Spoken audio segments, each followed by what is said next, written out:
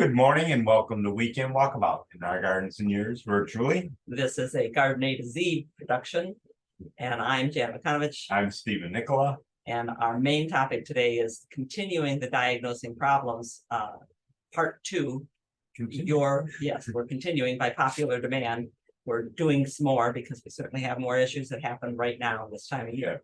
That's us, Basically. and that's not who our moderator is today, but normally Sonia Nicola is here, our daughter, to moderate. Today, we have Therese Chenoweth, who is one of our super contributors, who is also impressed us mightily with some of the questions that she's researched and sent in to us. We asked her if she could help us out today because Sonia has her hands full with her nieces and nephew. And we asked Therese, could you come and help watch the chat that we have such a hard time watching at the same time that we're talking about what we've got on the big screen. It is not easy. So go ahead and put your questions in the chat. We love them. We like to research things. We had such great fun this week looking at questions that were sent in and including them in the body of this presentation today. Add them in. Yeah, because Garden A to Z is all about questions and looking into helping other people. We'll start with some brief in our garden, what's going on right now, because otherwise this material doesn't go anywhere. We're calling this shine or fail time this week. I mean, it kind of is. Yeah, now is the time when you say either you guys make it or you're out of here. You know, the bleeding heart has finally reached the point that it looks so bad you're going to cut it back. You know, or all of a sudden the white of that euphorbia that we have, the edge turns white. It was all green, and all of a sudden we've got a new plant that we didn't even know we had. All the time. Yep. That's what this week in our garden is all about. We're going to start on the right foot, looking at what worked. So Karen sent this in. She said, I rescued this draggled plant from a pot at the nursery, got it reduced for almost nothing. And I said, I think this could be a great plant. And look at it now after I nursed it and brought it back to health. This is called the Dorothea. We're talking about Dorothea anthus, right? Yeah. Which is one of the ice plant groups, one of those things that we put into succulent pots, etc. And it does well. This is the time of year that you want to say, great, I'm keeping you. You can keep this as a house plant, bring it out again next year, or you can say, I'm going to do another Dorothea next year, or ice plant next year. We were also aiming for the moon when we went looking for moonseed vine information. We're still waiting for some to come in, but we did look and said, I know we've seen it. Do we have pictures of it? It's one of those vines that you might find growing in native gardens and natural places. Marie, if you're with us again right now, I hope that you did we send her? We sent her some emails about this.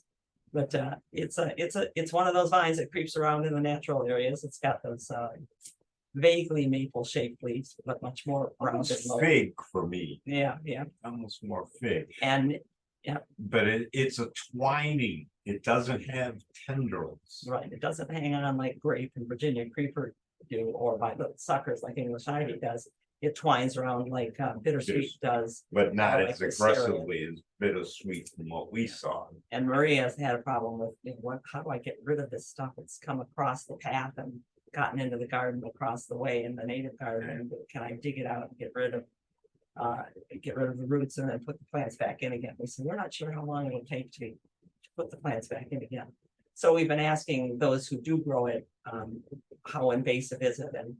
And there's discrepancies. Some say, no, it's not invasive, and others say, oh, it's very invasive.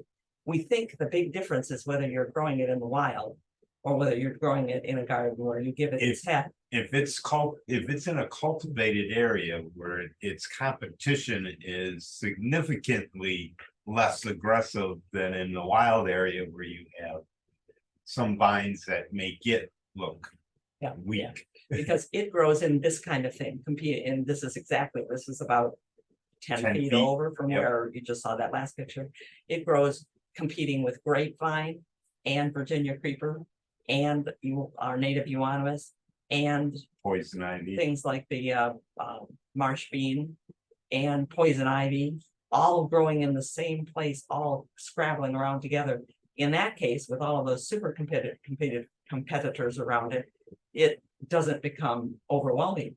But in a regular garden, it's got a lot to support coming back, a lot of ways to come back every time something. You could see where it was gaining that it can be an aggressive plant. Yeah, I mean, you so- could see that, but So the gardeners that we talked to at the Ojibwe Prairie said, well, we like it, it's a native, it doesn't give us any trouble. So they're not experienced with digging it out because they haven't had to do that before. But we think, because it does grow from pieces of rhizome, when you dig out the plants, that it's overwhelming right now.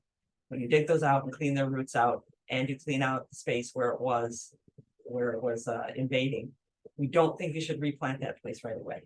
When you got something that aggressive. Yep. Put a heavy mulch over it, watch it, anything green that It comes up, dies. get rid of it, and make sure that the space is clean before you put your. there's a question saying, what is the name of this plant?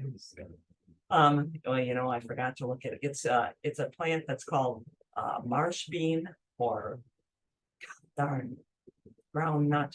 I told Steve I've forgotten Yeah, sorry. I've forgotten both the common names and the botanical names of it right now, but it grows in wet areas and wild areas, and it has a purple flower, not terribly significant, pretty foliage. And Mark, you sent in some roots of it years ago, and I told you what it was, but I'll get to that later. I forgot to look up the common name. Sorry about that. Anyway, so there it is, competing with all of those. The Moonseed vine, yeah.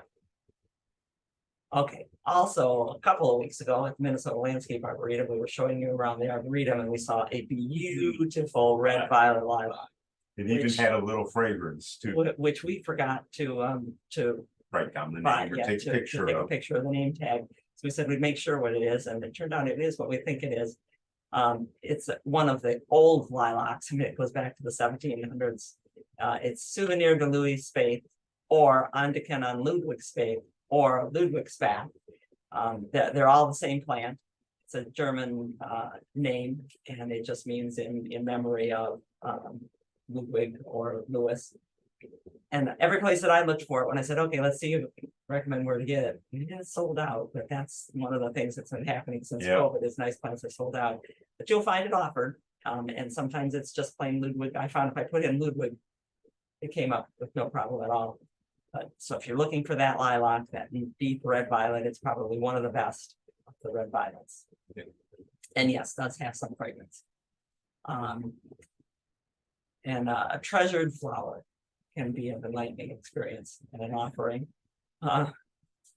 Tanya said, I worked so hard to grow these sunflowers so that I could put them out and have pretty color at one time or another. And the wind came through and knocked the stem and broke the stem.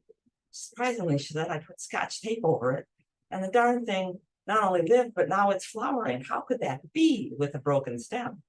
Well, the thing is that There was still some artery pumping. herbaceous plants like sunflowers don't have a cambium like trees and shrubs do. They don't have just the connection right underneath the bark, like a nylon stocking over the wood of the cambium, that thin layer. They've got threads all through the pith, all through the center part of the stem, that are conducting water up and nutrients down. If you've ever cracked a stalk of celery and ripped it apart, you'll find that it pulls little threads out behind it. Those are those xylem and phloem threads that are running through. So as long as there's some connection and a decent root system and water, a plant's going to stay alive. Famously, Stephen knows about this because he was weeding one day in our last garden, and very industriously working through the patio area to weed between the cracks and around the edges. And I came and said, oh wow, thanks, Steve. And then I looked around and said, Where's my white turtle? where's that white turtle head that Mickey, who shouldn't even have had that endangered plant, gave us a one stalk piece of? And Steve went, oh no, I know right where it is. And he went to the compost, fished it out. He had broken the stem, not all the way through. I said, oh, you give that back to me. I put it back in the ground, put a stake next to it, staked it up so that it was upright, made it through the summer. So, and you can do this with woody plants too, but woody plants, that place now that's been broken is going to have a huge scar in it. that's going to make the entire stem weak, and because the stem on a woody plant is gonna get bigger and bigger and support a heavier and heavier weight over time. You don't wanna do this as a long-term, for the main stem of the woody plant. Unless you were gonna support it like that fork underneath. You can Right, do yeah. that with woodies. Yeah, and we just bent it back upright. but- Yeah.